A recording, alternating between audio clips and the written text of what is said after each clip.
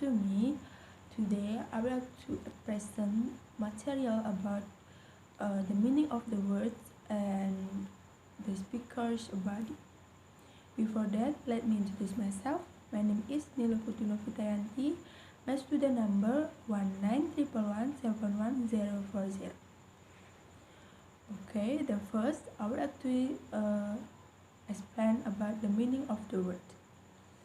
The meaning of the word have two types, connotative and denotative.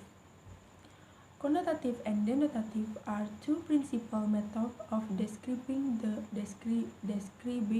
the meaning of words.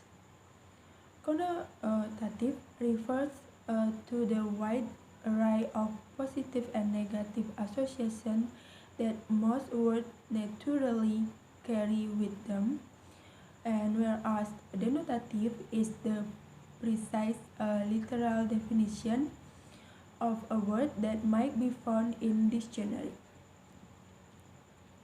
Okay, next. Using language accurately.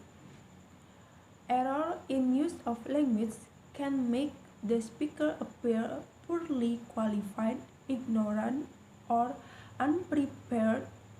The source can be a valuable tool for finding just the right word with the right connotation. Next, using language clearly. You cannot assume what's clear to you is clear to the audience. A speaker's meaning must be immediately comprehensible. Use familiar words unless you have an audience that specializes in your topic. You will make a clear communication effort using ordinary language. Ordinary language does not mean you cannot be descriptive and vivid. Using language clearly, choose concentrate a word that refer to tangible things like carrot, pencil, nose versus word like philosophy, science, humility. These are abstract words.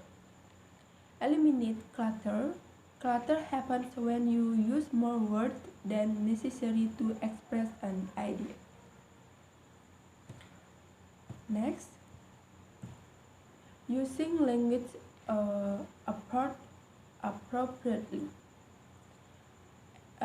Addition to being accurate, clear, language should be appropriate to the occasion, to the audience, to the topic, and to the speaker.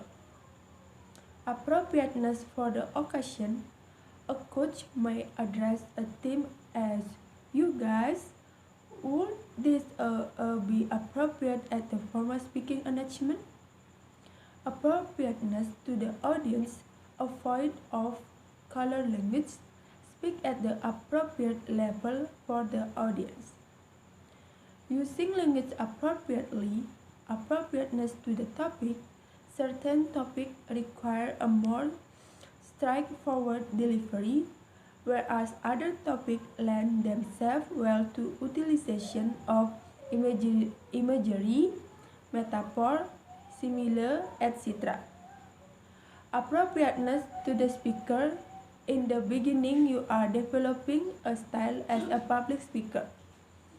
Practice techniques, but do not try to become someone else when you speak. Notes on inclusive language, meaning of the use of a language which is respectful of the different diverse groups that make up American society. The first, avoid the generic he. The second, avoid the use man when referring to both men and women. Third, avoid stereotyping jobs and social roles by gender. And the fourth, use names the group used to identify themselves. Okay, next. I would like to explain you about the speaker's body. Before that, I would like to explain you about what is body language. Body language is part of non-verbal communication. It is the combination of movement, gesture, eye contact, personal appearance, movement, and posture, and etc. This includes the way a speaker talks, moves, and looks on stage. Body language is a part of the message a speaker wants to give. Many people only think body language is only about the way you position yourself on stage. This is a big part of it, but there is much more. Body language shows your confidence. The right attitude on stage gives you an air of authority which supports your story. Okay, next. Why is body language important? You can say that having the wrong body language makes that your talk almost cannot be a success. You need a lot of talent on other elements to make up for bad body language. Some examples of bad body language include turning your back to the audience, moving around too much or hiding behind a desk. Gesturing also can have a bad influence your talk. Okay, next.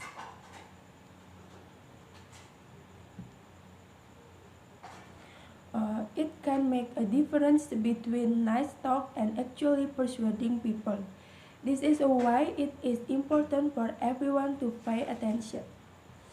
Okay, next I would like to explain you the first, eye contact. Making eye contact with your audience builds a connection between you and them, and they feel more valued by you.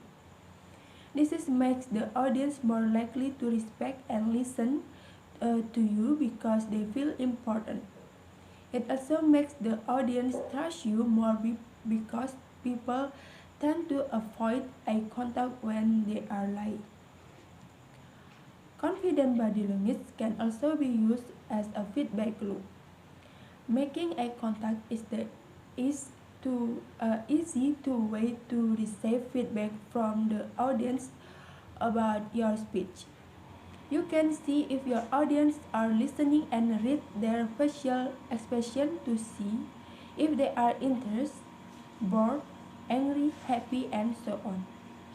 You can then alter your speech accordingly based on the feedback you see. Without making eye contact, you could go through your whole your whole speech irritation the audience. Okay, next, movement. Moving around the stage is a great way of showing your audience you are confident in what you're saying and including everyone in the conversation. Commanding the speech around you shows strong leadership, and after all, when you are presenting, you are the leader. When you have confident body language, you will be more dynamic and interesting to listen to, and your audience will not only be more engaged, but they will have more trust in your message too. Okay, next, personal appearance. Personal appearance is an often disregarded part of communication and presentation skill. When you are speaking in public, you may be representing your organization or just yourself. It is still you at the front. It is you that the other person, group, or audience sees, and before you have time to open your mouth and say anything, certain assumptions, but consciously and subconsciously, have been made.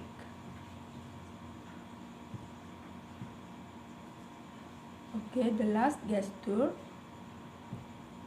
Gesture play an important role in presentation. Some people like to move their gesture, move their hands a lot, while others keep their hands still. Which is the right thing to do? According to Vanessa Van Edwards, The most popular TID speakers are those who use their hands the most. This is because the correct hand gesture basically uh, complement or reinforce the verbal message. So it is like you are getting to explanation instead of just work. Let's say you are outlining a few points in your presentation. For each point, you will say something like so. On the first point or the second point, if I want to make is when you say first point, you hold up one finger.